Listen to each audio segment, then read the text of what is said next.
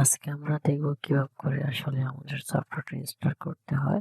আগের ভিডিওতে আমরা দেখছি ডাউনলোড করার প্রসেস। সো এখান থেকে WCRM নেক্সটে ক্লিক করলাম, যেভাবে সেভ করে দিলাম, এসে ক্লিক করলাম। দেখেন অলরেডি আমাদের কিন্তু আপনার অ্যান্টিভাইরাস অন করা আছে।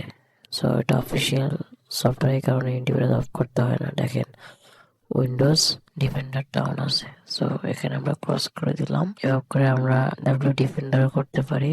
আমরা তারপর হচ্ছে সেন্ডার। এভাবে করে আমরা 3টে সফটওয়্যারে কিন্তু আমাদের কম্পিউটার রান করতে পারি। তো আমার এখানে সেন্ডারটা নতুন ভার্সন করা আছে, যেটা আপনারা পেয়ে যাবেন আপডেট ভার্সন। এই জন্য এটা করতেছি না, ক্লোজ করে দিই। এখন হচ্ছে আমরা WCRM, দেখেন এখানে WCRM-টা আসছে। CRM এ ক্লিক করলাম।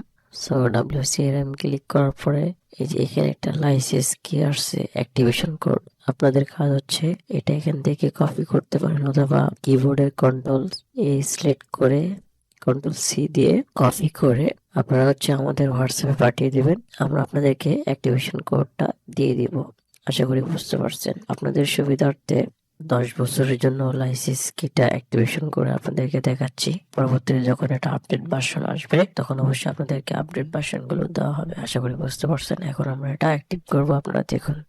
WCRM এর এটা কপি করে নিলাম, নেওয়ার পর আমরা টুলসে গেলাম। টুলসে গিয়ে আমাদের অ্যাক্টিভেশন কোডটা পেস্ট করেছিলাম। এখানে আমরা 10 বছরের জন্য আপনাকে অ্যাক্টিভেশন করে দিব। সেক্ষেত্রে আমরা এখানে দিয়ে দিলাম জেনারেট কিতে আমরা ক্লিক করলাম। কিছুক্ষণ সময় নিবে, অবশ্যই জেনারেট কিটা হয়ে যাবে। এখন আমাদের হচ্ছে জেনারেট কিটা আমাদের এটা জেনারেট হয়ে গেছে। এখন এবার করে আমরা আপনাদেরকে হোয়াটসঅ্যাপে দিয়ে দিব।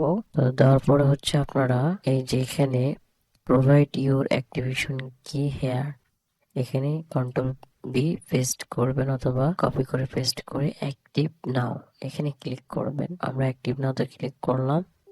দেখেন এখানে লেখা আসছে done, please restart software after you restart now. So আমরা ইয়েস দিলাম। এখন আমাদের WCRM সফটওয়্যারটা কিন্তু ডান হয়ে গেছে। আমরা যদি সেটিং আইকনে ক্লিক করি, দেন এখান থেকে অ্যাবাউট লাইসেন্স ক্লিক করি, দেখেন লাইসেন্স এক্সপায়ার ডেট 2036 সাল পর্যন্ত চলে আসছে। কিন্তু আপডেট ভার্সনটাও আপনারা পেয়ে যাবেন আমাদের কাছে।